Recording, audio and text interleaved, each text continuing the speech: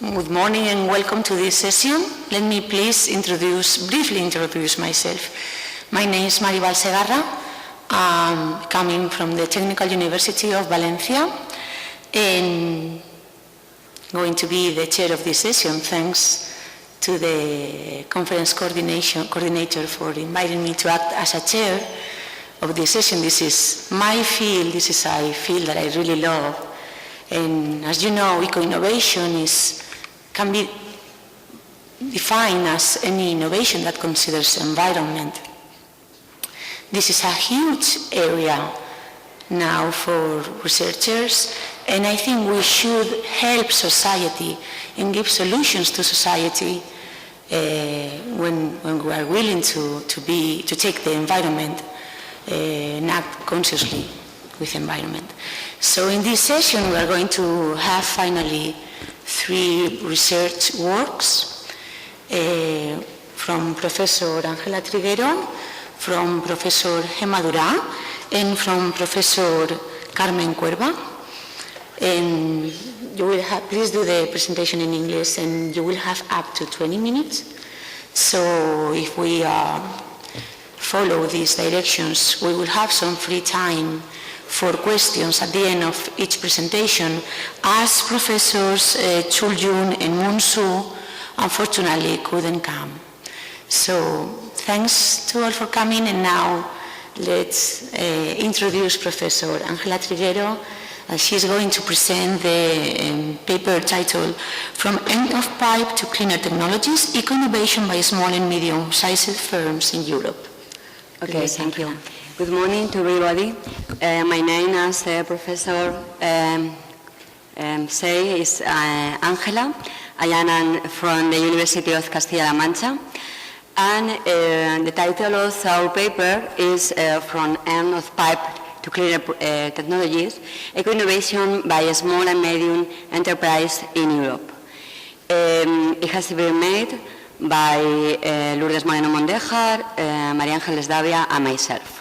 I am going to start with the main objectives of my paper, of our paper, because we want to study the drivers of eco-innovation of 5,204 enterprise, small and medium enterprise, in the 27 countries in European Union. This is a very interesting question. We use a typical econometric model. We use very simple because we use a multinomial probit model. And other of our objectives is to assess the difference among the drivers explaining the different types of eco-innovation. Because are different types of innovations, end of pipe, less efficiency in terms of use of resources, or the most efficiency is to introduce cleaner technologies developing by the own enterprise. So we have a different degree of innovation from the worst, it's not the worst of course because it's eco-innovation, to the best type of eco-innovation when the firm is able to introduce by itself their own technologies. So there are a lot of definitions of eco-innovation. We have a lot of literature published in the last years defining eco-innovations. We choose the following definition of eco-innovation. What is eco-innovation? Eco-innovation is the introduction or creation of novel and competitive products, processes, services, goods, organizational procedures, marketing techniques to satisfy the human needs, to provide a high quality of life to people, but be very careful, or being very careful with the use of research, of natural research. You have to use the minimum quantity of natural research, furthermore in an efficient way. Okay. Also, we have a lot of or different classifications of eco-innovations. Probably the most well-known definition is following the Oslo Manual by the OCDE, And we usually talk about product innovation or eco-product, eco-processes innovation, or eco-organizational innovation. The other classification is very usual in the innovation economies, or in economies of innovation in general, is talking about incremental versus radical innovations. We choose a different classification from cradle to grave, from end of pipe to cleaner technologies. Okay, this is a little bit different. And what is the best? We think we are trying to do a contribution to the literature, because there are a lot of studies about eco-innovation. For instance, distinguishing among eco-innovators and non-eco-innovators. For instance, distinguishing among eco-product, eco-process, eco-organizational.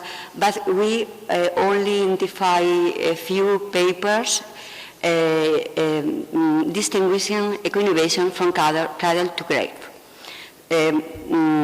For example, we only identify from the Leal 2007, Hammer and Lothgren 2010, and Demil and Kesidou 2011. Okay, so 3 studies for this topic following this classification are very few, and we understand it will be interesting to use our data to try to distinguish between the drivers of each type of eco-innovation. This is a conceptual framework very well known, because we can talk about eco-innovation targets, and then we are talking about products, process, or marketing eco-innovations, even other kind of more not technical innovations, more organizational innovation. And in the other, we use, or we talk about the eco-innovation mechanism. We are talking about the way that are using the enterprise or the companies to introduce in the eco-innovation, okay? Cleaner technologies, if they made their cleaner technologies developing by self or purchasing to third parties these cleaner technologies. And it's very important to distinguish between end-of-pipe technologies and cleaner technologies, because in the first case, we are talking about creative or additive eco-innovations. We put the solution at the end of the product cycle. This is not the good solution, okay? It's much better to use cleaner technologies, because you are solving the problem at the beginning, and then it's non-additive or creative technology. It's more perfect from the economic point of view, and also from the environmental point of view. So, and also it's very important to look what happened with the small and medium enterprise, because for instance in European Union we have more than 80% of enterprise are small and medium.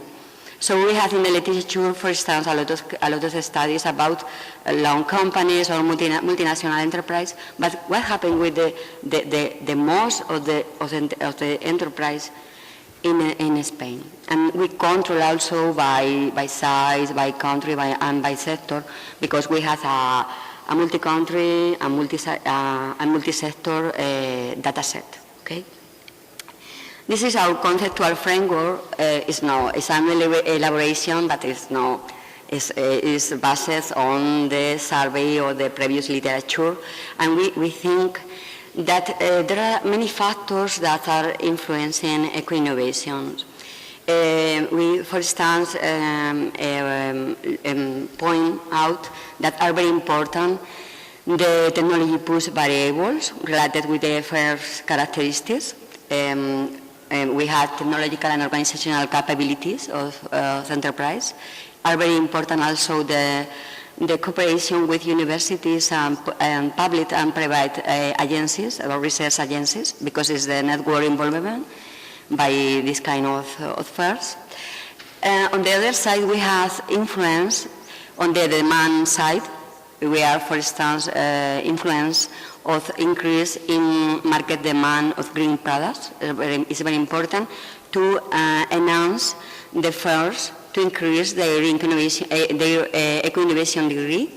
And also we contemplate the regulation, the pull and pull regulatory effect, the environmental policy, subsidies, taxes, and regulations, present regulation and standards, and future regulation and standard. How the enterprise understand or is affected, is influenced by environmental regulation. So we establish some hypotheses, are very simple hypotheses, because we believe that the smaller firms probably need higher technological and organizational capabilities to introduce, to adopt eco-innovation, environmental practice. Because medium firms are bigger, so have more resources. This is related also with the type of eco-innovation, because probably purchasing or developing by self cleaner technologies is more difficult for small firms than for medium firms. The same hypothesis for network.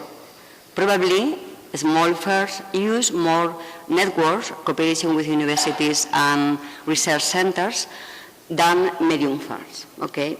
We have a third hypothesis is related with the market demand or the increases in market demand for green products. We believe that in this case happens the contrary. The medium firms usually, or probably, we don't know because we are going to test the hypothesis, probably are most or more affected by the evolution of market demand or the evolution of green market demand.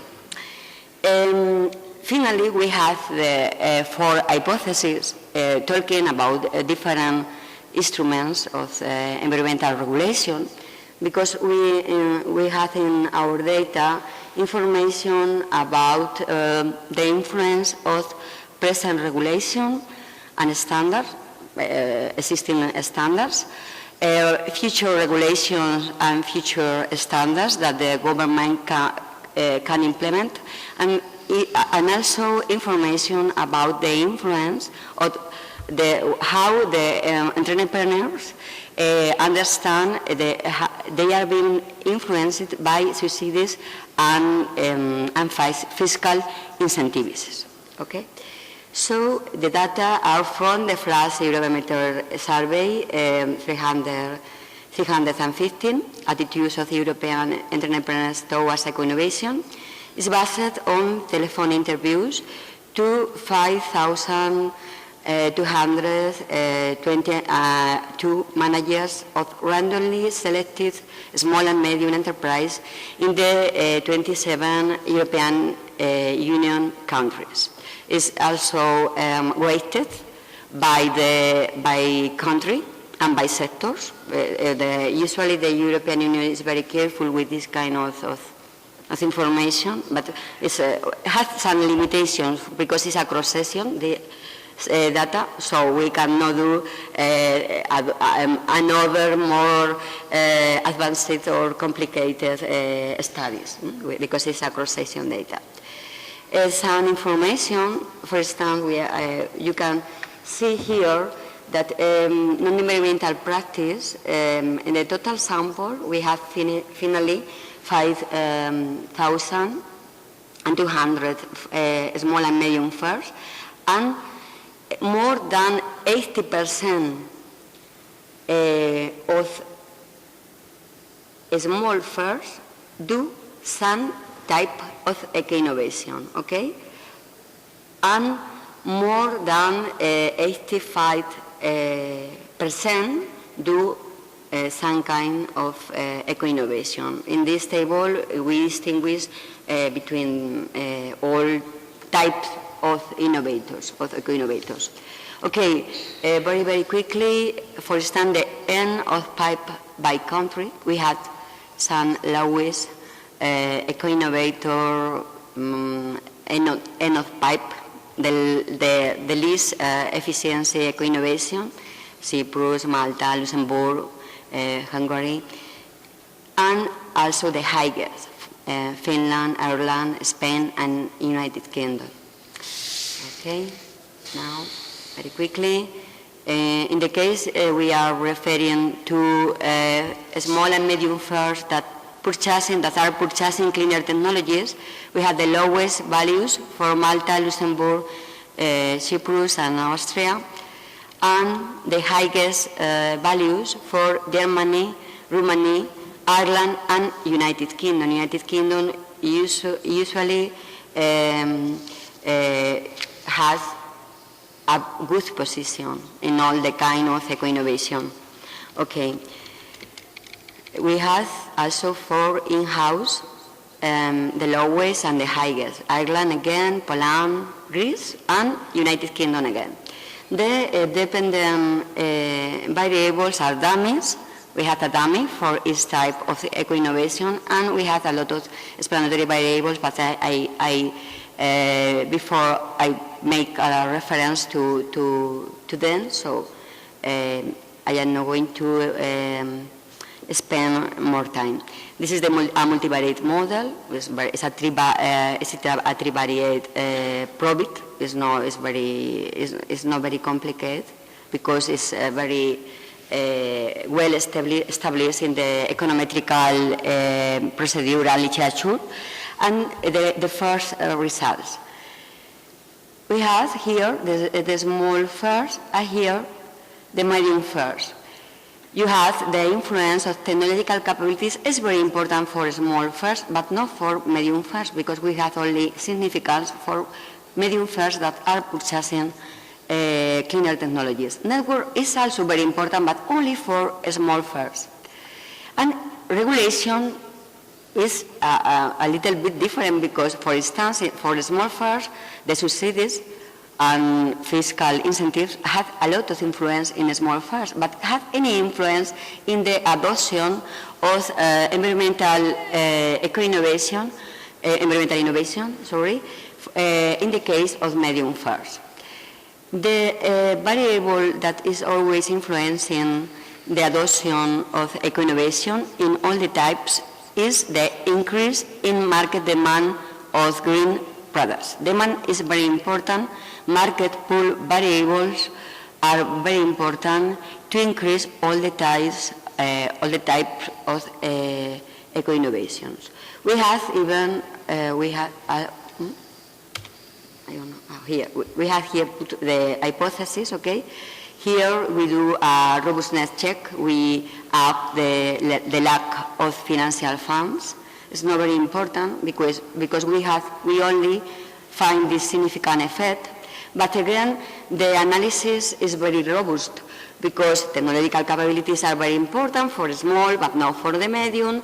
Network is very important for small but not for the medium.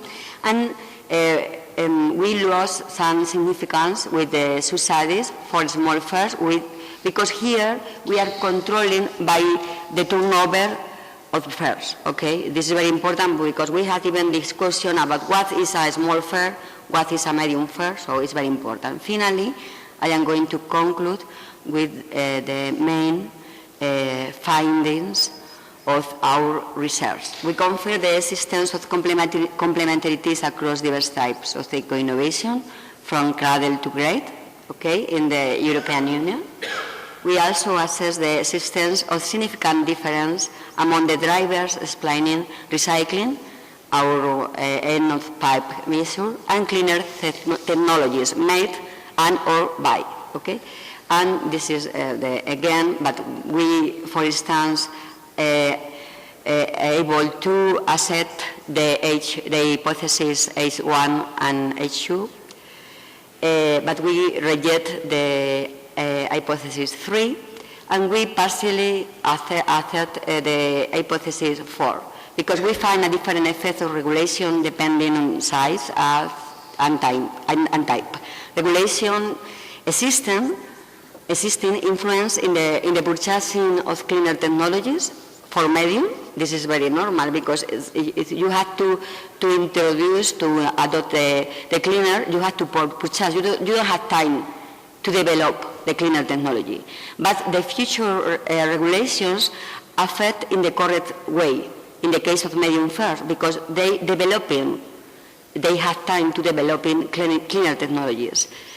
But in the case of small first, regulation future influence only on the purchasing for small firms, but this is also, I think, a logical result because small firms don't have a lot of resources to invest in developing by servers their own technologies. So this is our study. Thank you very much for your attention. Your questions are welcome. Thank you. Thank you.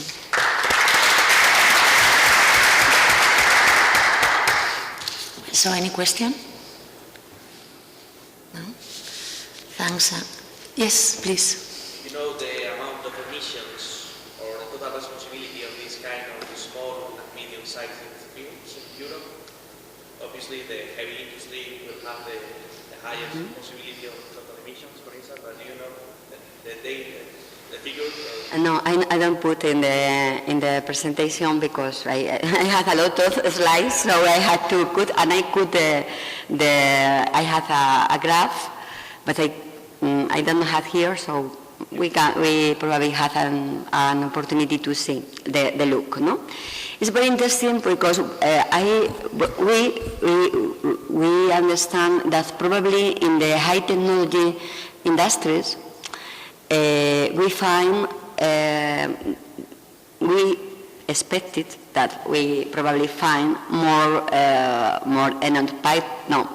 developing and purchasing cleaner technologies. And no, it's most important the adoption of cleaner and not pipe in medium, low technology and medium technology.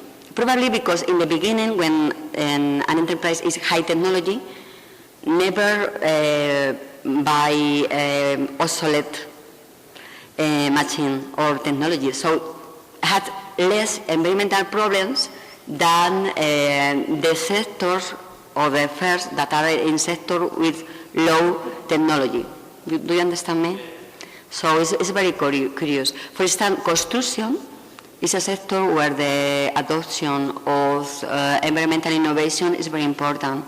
But we have a cross-section data, so really we find a pattern with sector difference, but for instance with countries the results are a little bit strange sometimes, okay? Mm-hmm. Yes, Francisco. I found quite interesting, quite surprising sometimes the position of different countries in regarding growth or process eco-innovations. I found quite interesting. And I guess you have to introduce just dumping variables measuring the country of origin. Yes, we put as control, yes. I don't know. Have you tried to introduce some other variables that could reflect? I don't know. Maybe The heterogeneity between countries. Yes. national level, or maybe some cultural variables, or Yeah, we try with a measure of stringency regulation, but it doesn't work.